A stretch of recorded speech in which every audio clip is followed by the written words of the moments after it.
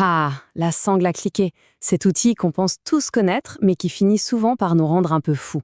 Eh bien aujourd'hui, on va régler ce problème une bonne fois pour toutes. Son rôle, au fond, il est hyper simple, mais absolument essentiel. Faire en sorte qu'un chargement ne bouge pas, mais alors pas d'un millimètre, pendant un transport. Que ce soit pour une moto sur une remorque ou des matériaux de construction, c'est juste indispensable. Et voilà, la question qui tue. Parce qu'une sangle mal utilisée, dans le meilleur des cas, elle est inefficace. Dans le pire, elle est carrément dangereuse. Et souvent, tout se joue sur des petits détails. Allez, on plonge dedans. L'objectif est clair. À la fin de cette présentation, la sangle à cliquet n'aura plus le moindre secret pour personne. On va tout décortiquer, ensemble.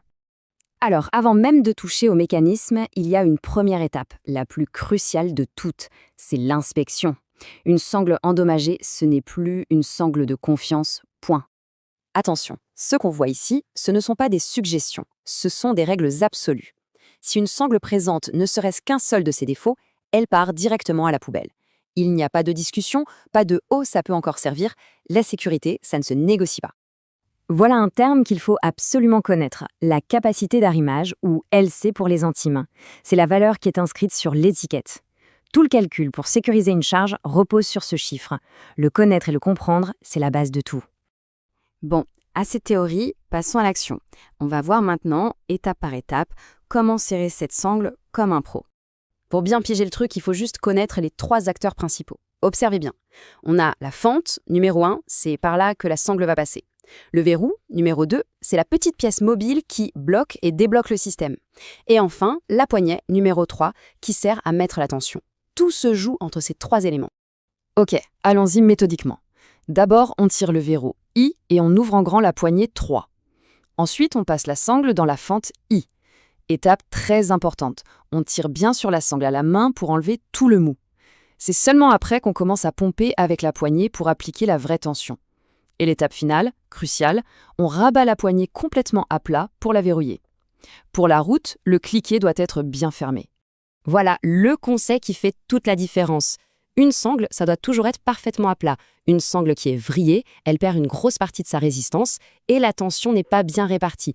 Donc, la règle d'or à retenir, c'est 0 vrille. Ça prend 2 secondes de vérifier et ça change tout.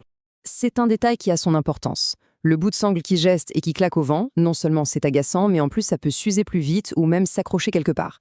Donc un petit nœud, ou on l'enroule sur elle-même, et le tour est joué. Serrer, c'est une chose. Mais savoir relâcher toute cette tension correctement, et surtout sans danger, c'en est une autre. Et c'est souvent là qu'on se retrouve coincé. Ok, on a mis une tension de dingue dans cette sangle. Comment on fait maintenant pour la libérer d'un seul coup, sans que ça coince et sans avoir à forcer comme un malade? La technique est très précise. Il faut tirer le petit verrou I, et tout en le maintenant tiré, on va pousser la poignée EI à fond, bien au-delà de sa position normale, pour la mettre complètement à plat, à 180 degrés. À ce moment-là, on entend un clac très net. Ça y est, le mécanisme est libre, et on peut retirer la sangle juste en tirant dessus, sans aucun effort. Bien sûr, même avec la meilleure technique du monde, parfois ça ne veut pas. Voyons ensemble les problèmes les plus courants et surtout comment s'en sortir. Le grand classique, le cliquet est bloqué, impossible de l'ouvrir. Il y a 2 raisons principales à ça. Soit il est juste sale ou un peu rouillé, et dans ce cas, un bon nettoyage et un coup de lubrifiant font souvent des miracles. Soit, et c'est très fréquent, on a enroulé trop de sangles sur l'axe. Ça fait une sorte de bourrelet qui bloque tout. Là, pas de secret, il faut parfois forcer un peu sur la poignée pour passer ce point dur et libérer le mécanisme. Ah, et ce phénomène étrange que tout le monde a déjà entendu, ce bourdonnement, cette vibration presque musicale qui vient de la sangle à haute vitesse. On dirait une corde de guitare géante qui se met à chanter avec le vent. Eh bien, la solution, elle est d'une simplicité déconcertante et même un peu contre-intuitive.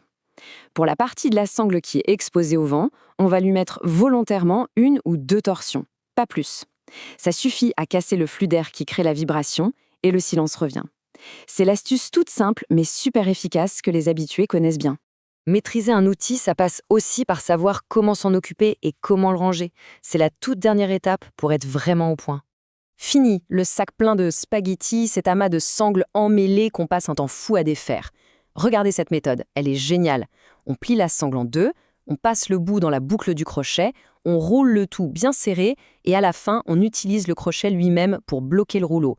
C'est propre, ça ne prend pas de place et c'est immédiatement prêt pour la prochaine fois. Voilà, Normalement, la sangle en elle-même est maîtrisée. Mais il faut garder une chose en tête. Une sangle, ce n'est qu'un élément du système. La vraie question, celle qu'il faut toujours avoir à l'esprit, c'est est-ce que l'ensemble du chargement est vraiment en sécurité? Le nombre de sangles, leur point d'ancrage, la répartition du poids, c'est là que se situe la véritable expertise.